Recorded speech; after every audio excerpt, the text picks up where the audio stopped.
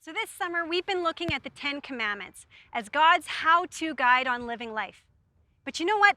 There's lots of other how-to guides on living life out there, and most of them promise us results. Let me give you an example. So this spring, I decided I was going to garden. But I'm a newbie, and I don't really know much. And the problem is, my yard doesn't have a fence, which means deer. So I spent a bunch of time Googling on the internet how to keep deer out of my garden, how to build a sturdy deer fence that was easy and cheap, because I'm cheap. And I also spent, how to make deer spray homemade. So I followed these experts, and these internet people, they know everything. They've got all the ideas. I don't know much about gardening, but they seem to have it all the answers. So I followed them, and I did what they said. And I've been waiting for the last few months to, reap the benefits of following their ways. But I learned a valuable lesson. Don't follow any how-tos unless you've seen their credentials, their end result. Because all I've ended up with for all my work is I could make a how-to guide on how to keep deer well fed and happy. It's been pretty disappointing. The 10 Commandments aren't a guide like that, because in it, God gives us his credentials. Right before the list, we hear God say this: I am the Lord your God who brought you out of Egypt, out of the land of slavery. He tells us what he's all about. And he says, look at my track record. I've done it. Here's my how-to. And it's not a how to obey God and how to keep him very happy. It's a how-to guide on how to not be enslaved. It's a guide on freedom. The second commandment speaks to us because it says to us, don't follow all the other how-tos out there. They're only going to lead you into slavery. They're not going to work. And if you want a visual picture to help you know what that looks like, just take a look at my garden.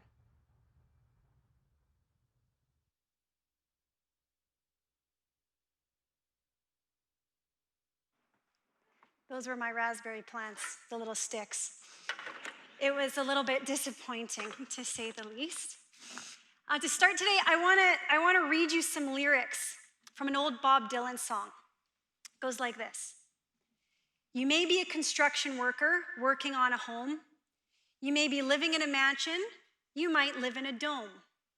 You might own guns. You might even own tanks. You might be somebody's landlord. You might even own banks. But you're going to have to serve somebody. Yes, you're going to have to serve somebody. I just wasn't anticipating it was the deer I was going to be serving this summer. But the lyrics of this song really get at the heart of what the second commandment is all about. Whether you're rich, poor, powerful, we were made to be worshipers. It's what we are. It's who we are. Dogs bark, cats meow, deer eat gardens, people worship. But it's the direction of our worship, where our worship is targeting to. That's what the second commandment calls into question. We're going to serve somebody, but who's it going to be? If you'll turn with me to Exodus 20, verse 3-6, or if you want to follow along on the screen, we'll read the commandment here together. You shall not make for yourself an image in the form of anything in heaven above, or on the earth beneath, or in the waters below. You shall not bow down to them or worship them. For I, the Lord your God, am a jealous God, punishing the children for the sin of the parents to the third and fourth generation of those who hate me, but showing love to 1,000 generations of those who love me and keep my commandments. At the very outset of this commandment, we're to recognize two things about ourselves. The first, as I said, is we're worshipers. But what does that really mean? For most of us, this isn't a term that we use every day. Probably we only hear it on Sundays when we're, sitting at home, or here gathered together and somebody up here says, would you stand with me and worship, singing? And that's not a wrong use of the term, it's just only one meaning. To worship means this: giving all your mind's attention, all your heart's affection to something or someone. As the command says, It gives us a picture of bowing down. We're going to serve something. The second thing we learn about ourselves is we are image makers. Image makers. We are creative beings. And I was thinking this week about all the creativity that has gone into making this service possible. Whether you're watching online or whether you're here, God has given us incredible abilities to be able to craft images and put them into reality. And in this context, it's amazing because all of that is aimed at glorifying God. But how often is it that human creativity doesn't point towards God? When creative images become the focus of our attention instead of the Creator. There's an old theologian from long ago named John Calvin, and he said this. He said, people are idol-making factories. That's what we are. Today I want to start by walking us through a bit of the ancient custom of idol making, because this commandment is a little bit further removed from our context than most of the other commandments. We know what it is to steal. We know what it is to lie. But there's probably no kids in here who have recently been given timeouts for idol making. We don't do this. It's not our culture. So I want us to look at 3 questions about idols: the what, the why, and the how. First, what is an idol? Depending on the translation you use, you might see the word image or idol or even something like graven image. What it means is a carved wooden object. In other words, don't carve yourself a wooden object and worship it. And we think, no problem. Most of us aren't much for carving. I've never carved anything. I don't even carve turkeys. Maybe some of you are in the same boat. This doesn't really relate in our mindset. And what we need to understand here, though, is even in the Old Testament, that term, idol worship, came to change as people's worship changed over time. Starts out wooden carving. Elsewhere, it becomes images of metal or stone or pictures, paintings. And by the time we get to Ezekiel, it says this: these men have set up idols in their hearts. An idol isn't one thing. It's anything that consumes your mind or heart more than God. But that brings us to the second question, because if it can just be a picture in our mind or our heart, why did people way back when go to all the work of getting themselves little idols? It's a good question we should be asking.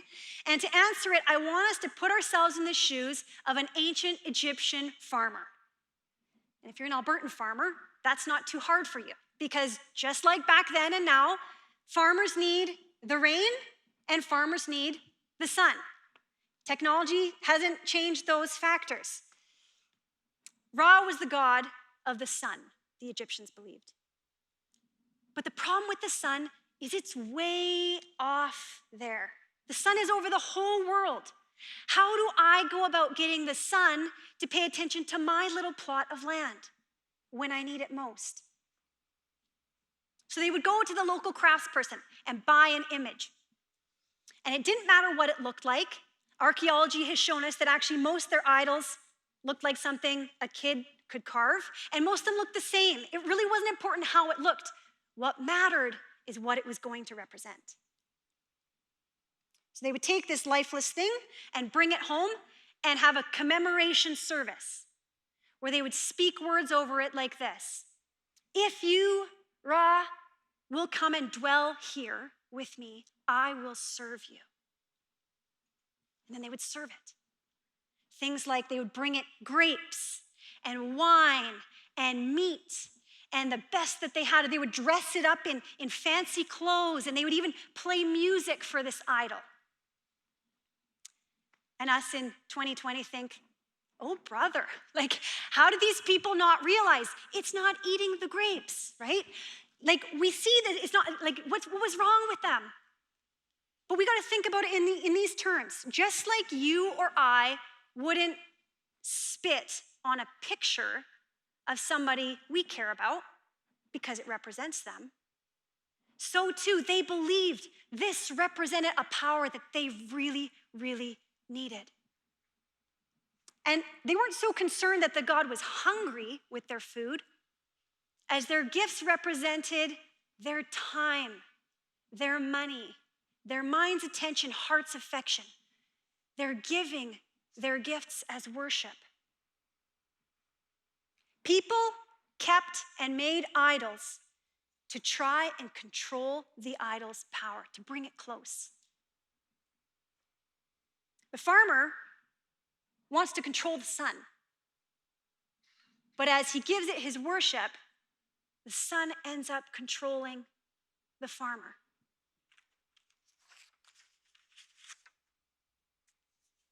And then what happens come harvest time? When he's been feeding the grapes and doing all his stuff, but now there's a storm coming, and it looks like hail. And he thinks to himself, oh no, the gods must want more. And we know from archaeology, from history, and from the Bible itself that sometimes ancient people paid very high prices in their worship, even sacrificing their own kids. And we think, how could they do this? But serving the gods is always costly. Well, third, how do they go about choosing an idol?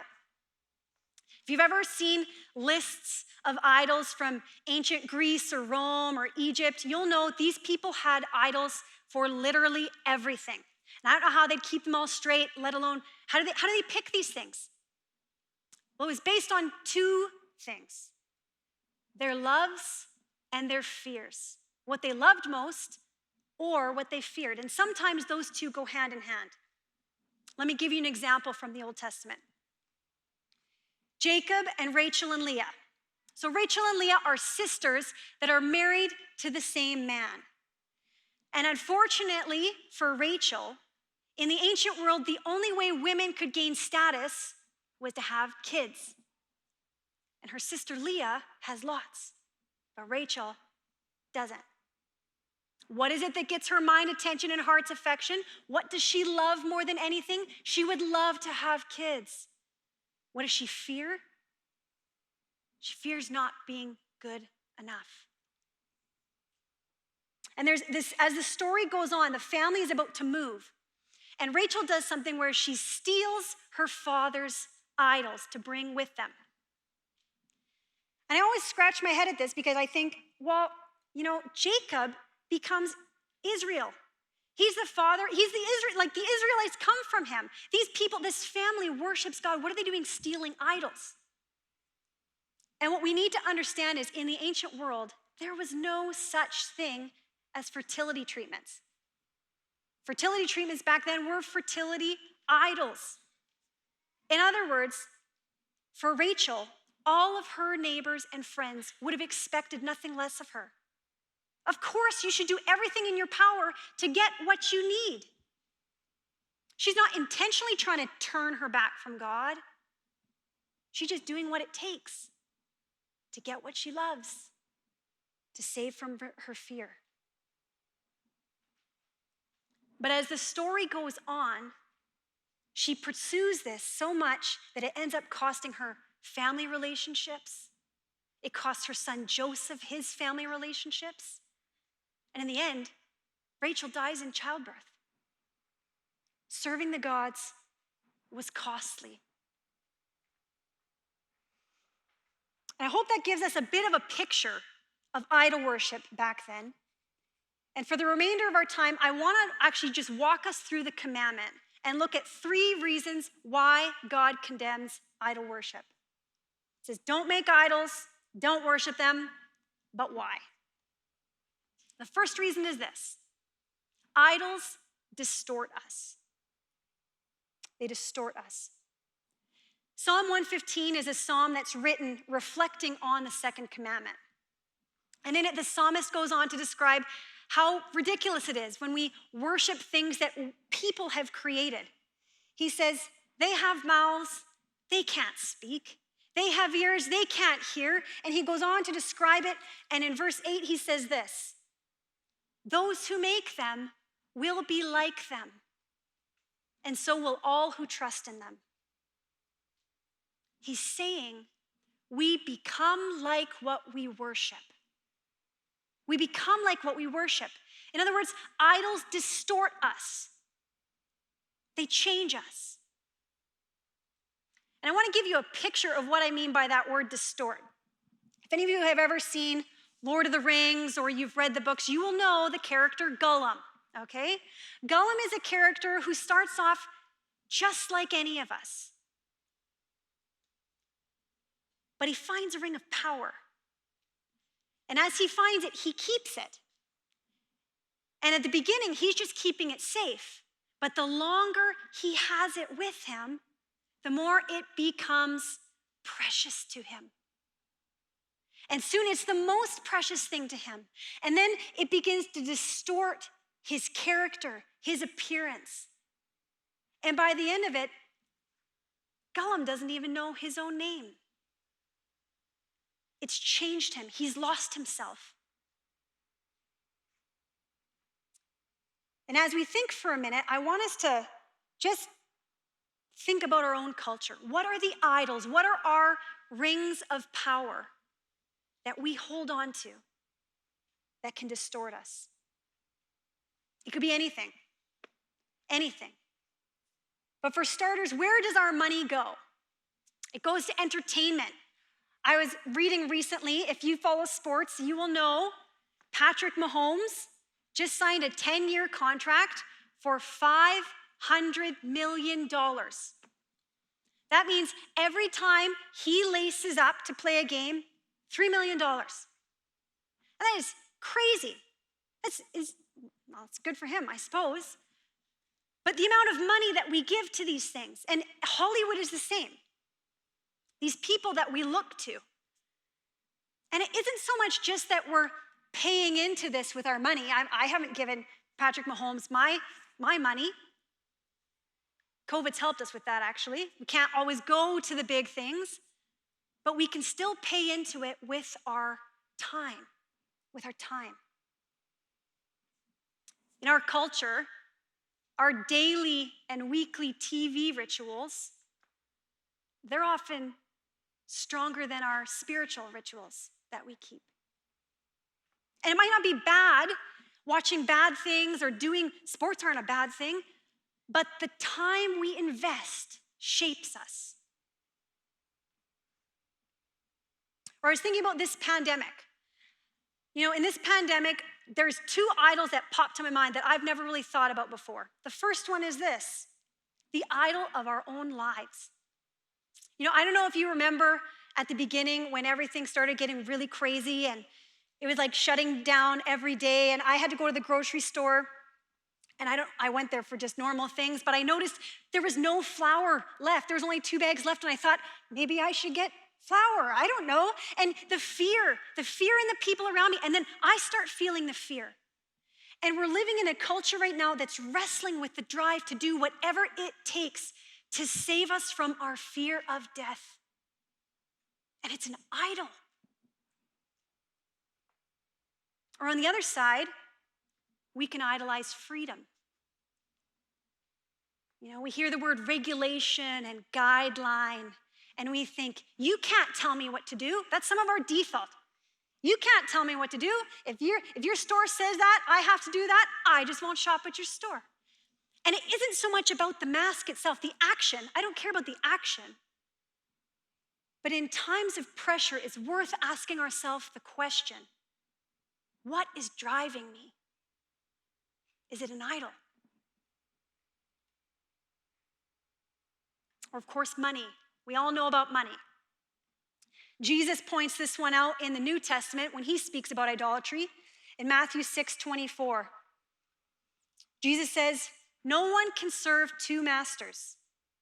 Either you'll hate the one and love the other, or you'll be devoted to one and despise the other. You cannot serve both God and money. And if it was an idol in Jesus' day, it's certainly an idol for us now. We think of all the time we spend going up and down the aisles looking for things we need or want, or surfing the internet or checking our stock options. Money so often drives us. But the words of Jesus here in Matthew, they're not so much, he's not just speaking of money, it's kind of a fill in the blank sentence. You cannot serve both God and blank. You cannot serve both God and achievement. You cannot serve both God and care so much what your peers think of you. You cannot serve both God and that relationship. You cannot serve both God and obsess about your physical appearance. You cannot serve both God and be enslaved by lust and pornography, because we become like what we worship. Worshiping God means an undivided heart. Undivided heart. But we've gotten really good at being divided in our culture. We actually love this. We're the multitasking generation. The other day, I was parked at the stoplight, and 5 cars turned past me, and 4 out of the 5 drivers were on their phone while they're turning. We do this all the time. I do it all the time. I'll be at home, and I'm catching up with my parents, and I'm paying my bills, or I'm cooking supper, and we think, oh, we're getting so much done. This is our way of life. Until somebody calls us out. And a couple months ago, my youngest daughter called me out. She's 2.5, and I was holding her in my arm, and I'm sure I had something very important to do. I was checking some emails on my phone, holding her, and she's talking to me. I'm doing the old, and finally she'd had enough, and with her one hand, she smacks my phone down, and with her other hand, she grabs me by the face and turns me to look her right in the eye, and she says, "Stop your phone, Mommy." And I thought, she could barely speak, but that's what she said to me, and it's as if she's saying, I deserve your undivided attention, Mom. And that's what Jesus is saying to us. It says here in Exodus 20, verse 5, it says, he's jealous. It's not a selfish jealousy. It's like a marriage. There's no loving spouse out there who says, I'll just sit back and watch while my husband or wife destroys themselves. No, he's jealous for us because he knows the stakes if we turn to other things. We become like what we worship. It's like Gollum. Idols distort us. The second reason why we are not to worship other things is because idols distort God's reputation. They distort God's reputation. Exodus 20, verse 4 says, don't make an image in the form of anything on the earth beneath or in the waters below. In other words, there is no one image in all of creation that can actually represent God.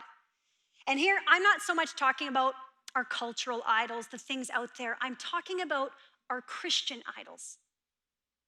The things in here that we love. Maybe it's something we love about God. Maybe it's the good things or our particular hobby horse that we get on about, that we make the thing. For example, the Bible. Now, the Bible is something that Christians believe and say we need to study it and know it so that we can know how to live. It's God's word speaking to us. But if we put the Bible in the center, instead of listening to the voice of Jesus and obeying what he says, we can become people who know a lot about the Bible, but we don't look anything like Jesus. And the people around us, they start to think our God is just a hard-nosed rule follower. He's not a God of freedom. We misrepresent him. Or it might be something like social action. Maybe you're a young person out there and you are passionate about issues today, whether it's something like racial justice or ethical shopping or climate change. And we say God is a God of justice and he cares about justice. God cares about these issues. But if we put them at the center, we can actually become people who bully and push instead of representing a God of love. Or maybe we just present our issue and the people around us don't ever even hear the name of Jesus from our lips in the way we talk. Even good idols can distort God's reputation. The third reason is this. We're not to worship idols because idols distort those who follow us. In verse 5, it says, I, the Lord your God, am a jealous God, punishing the children from the sin of the parents to the third and fourth generation of those who hate me. And you might be thinking, what is this hate language? I don't hate God. Most of us wouldn't say, I hate God. It's not the type of hate that we think of, like, when you feel like you maybe really don't like or hate your little sibling or something like that. It's a different kind of hatred. It's comparison language. It means to put God second. In other words, compared to that thing that gets your time and attention, it is as if you hate God. But it's strong language here. What does it mean? God's going to punish our kids? Is he a vengeful God? I'll show you for not worshiping me. No, it's not like that. What it means here is if I misrepresent God to my kids, how can they see who he truly is? If we misrepresent God to the people around us, it affects their ability to know what he's really like. For example, I know a woman who grew up and her parents taught her to strive to always do her best. They told her, God is watching. So when you mess up, it's not just us you disappoint, you're letting God down, right? And her good was never quite good enough because it was always the question of, what more could you have done? And as this woman has grown up, she's got her own kids now, and she struggles so much. She can't rest. She doesn't know how to Sabbath because she's always driven by, I have to do more. It's not quite perfect enough. And even though she teaches her kids that God is a God of grace, what they learn is that God's a taskmaster. And they'll never be good enough for him. And one day, those kids are going to have to choose if that's the image they want to keep following or if they're going to find something else. A phrase I keep hearing in our culture right now is, you do you. You do you, meaning whatever you're going to do, it has no bearing on me or anyone else. You just pick. You live life your way. And the second commandment comes down heavy-handed on this. And it says, actually, the idols you keep, the way I spend my time, the things I go to when no one's watching, whatever it is that I love or fear more than God can actually impact the eternity of those around me. Our kids, those we love. And serving the gods is still costly. And even if they don't know what our idols are, even if they're secret idols, and the kids don't know, I cannot show my kids or those I love who Jesus is if I'm becoming like something else. I cannot serve two masters.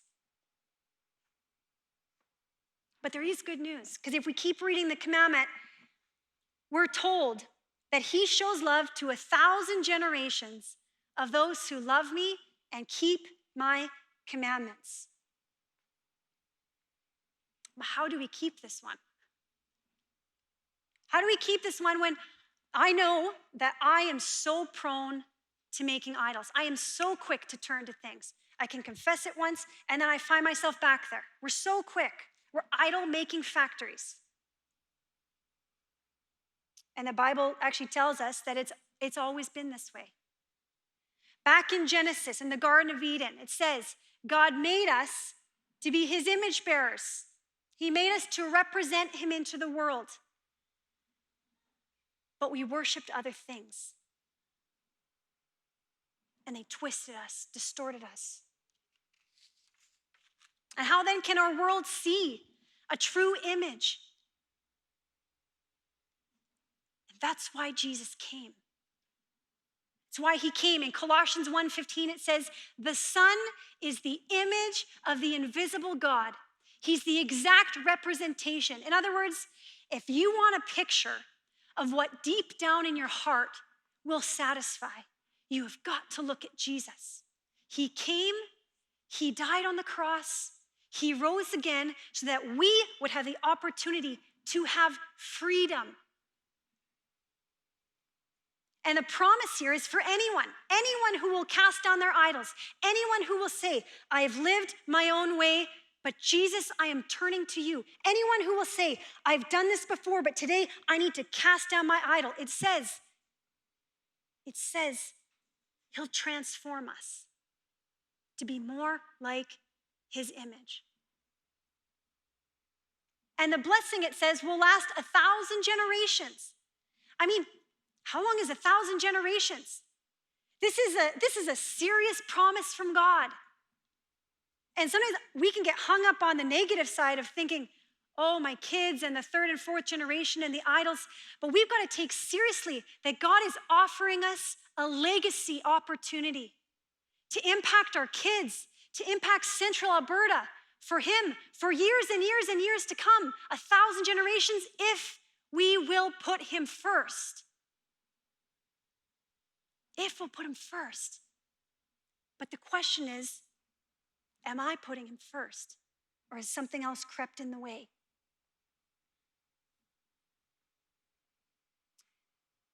We're told there isn't a choice in the matter. We're going to serve somebody. And today, I want us to take a moment and ask ourselves the question, who or what am I serving?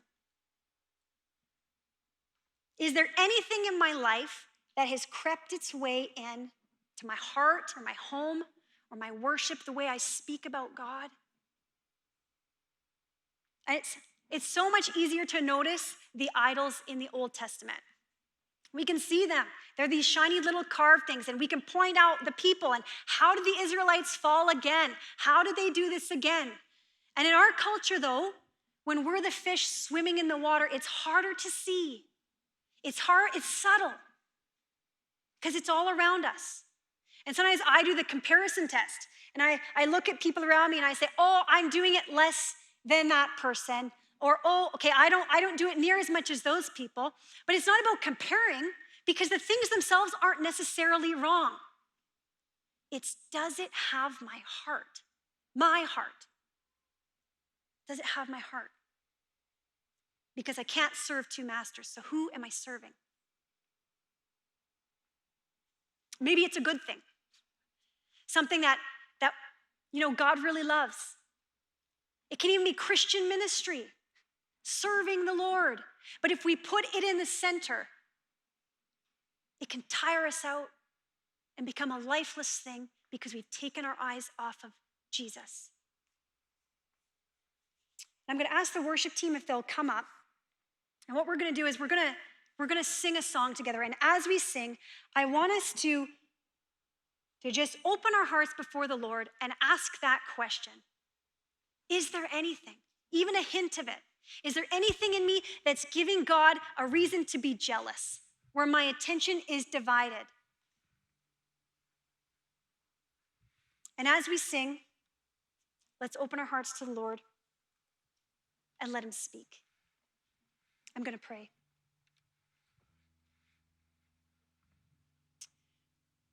Father, thank you that you are patient with us.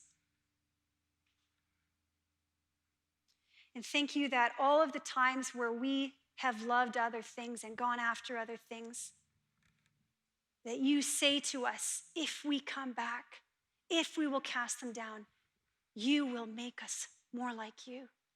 And so, Jesus, today as we listen, would you speak to us? In your name, amen. I invite you to stand with us.